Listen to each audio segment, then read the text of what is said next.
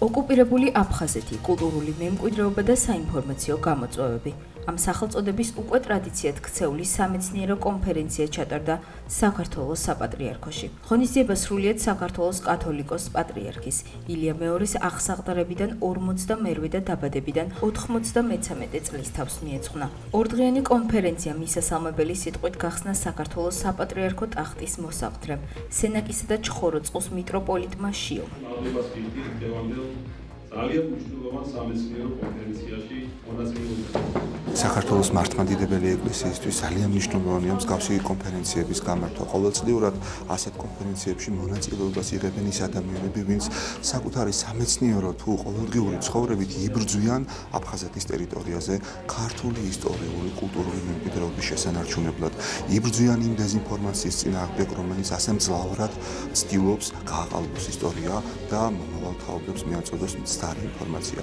მსგავსი სამეცნიერო კონფერენციები საქართველოს საპატრიარქოში პერიოდულად იმართება და მიზნად ისახავს ახალგაზრდების ცნობიერების ამაღლებას, რეალური ისტორიის პოპულარიზაციას, ისტორიული საკითხების გაანალიზებას და სამშვიდობო პროცესების ხელშეწყობას. თითოეულმა გამომსვლელმა ხაზი გაუსვა სამეცნიერო კვლევის როლს აფხაზეთის ისტორიის ფალსიფიკაციასთან ბრძოლაში. მინდა ძალიან დიდი პატივისცემა გამოხატო ამ კონფერენციის მიმართ, რომელიც დაკავშირებული იყო აფხაზეთის თემატიკასთან, უშუალოდ ოკუპირებულ აფხაზეთში კულტურულ მემკვიდრეობის ძეგლების მდგომარეობასთან და მადლობა მინდა უთხრა საპატრიარქოს ესეთი მნიშვნელოვანი ღონისძიების გამართვისთვის. საომალოდ აფხაზეთის მთავრობა გააგრძელებს ამ მიმართულებით აქტიურ მუშაობას. ამ კონფერენციის მნიშვნელობა იმით არის განპირობებული, რომ სასულიერო წრის წარმომადგენლებსა და მეცნიერებს შორის ხდება დიალოგი და ამ დიალოგის შედეგად მიღწეული ერთობლივი შეჯერებული პოზიცია მნიშვნელოვანია როგორც ეროვნულ დონეზე, ასევე საერთაშორისო მასშტაბით გასატანად. ის კულტურა, რომელიც იქ არის დღემდე შემორჩენილი, მას სხვა კულტურის იერსახეს აძლევდა. იგივე რუსული კულტურის იერსახეს. როგორც ეს მოხდა ილონის ტაძარში, როგორც ეს მოხდა დრანდის ტაძარში, ეკლესიაში, როგორც ეს ხდება სამწუხაროდ ბედიის მონასტერში და ასე შემდეგ. კულტურული მემკვიდრეობის ძეგლების მდგომარეობა და მათი დაცვის პრობლემები ოკუპირებულ რეგიონში. აფხაზეთის ისტორიის ფალსიფიკაციის საკითხი, თურქეთის აფხაზური დიასპორა და რეპატრიაციის საკითხები ოკუპირებულ აფხაზეთში. მუჰაჯირობის პრობლემა და თანამედროვე გამოწვევები. ეს იმ საკითხების არასრული ჩამონათვალია, რომელზეც ქართულმა მეცნიერებმა ორდღიანი სამეცნიერო კონფერენციის ფარგლებში იმსჯელეს. სოხუმის სახელმწიფო უნივერსიტეტში მუდმივად იკვლევენ აფხაზეთის კულტურულ მემკვიდრეობას. დღევანდელი კონფერენცია განსაკუთრებით მნიშვნელოვანია, რადგან ის ეძღვნება პატრიარქის აღსაყდრებიდან 42 წლის თავს.